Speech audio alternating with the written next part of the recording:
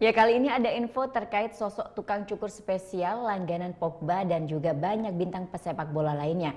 Bahkan waktu Piala Dunia 2018 lalu, barberman yang satu ini sampai harus diterbangkan ke Rusia hanya untuk mencukur rambut Pogba dan rekannya di timnas Prancis. Siapakah dia? Simak informasinya.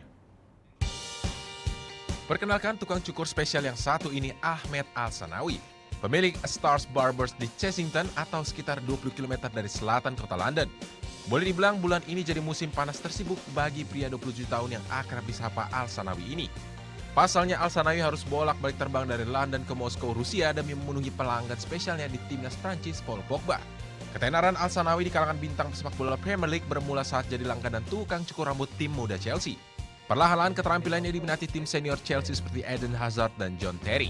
Hingga suatu saat ia menerima panggilan dari bintang Manchester United Paul Pogba. I mean, it started, we've had this shop for 5 years now.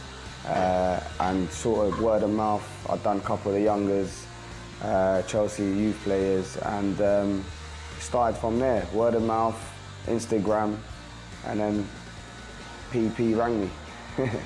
He rang me and then I went there and I just done his hair and he liked it. Pogba sendiri memang terkenal dengan gaya rambutnya, mulai dari warna hingga pola rambutnya.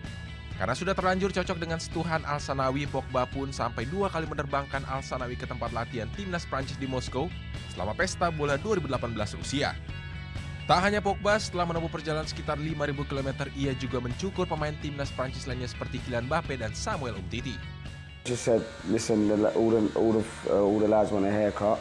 Can you come out? And yeah, I went out there, and then I went out there again 2 days ago as well. That was hard. I've done 14 people. That was crazy. Look, my eyes were hurting after. Selain itu, Al-Sanawi menyebut gaya rambut fade haircut sedang jadi tren bahkan membawa keberuntungan. Terbukti gaya fade haircut pertamanya saat mencukur Kylian Mbappe sebelum pertandingan melawan Argentina mampu membawa bintang PSG tersebut berlari kencang.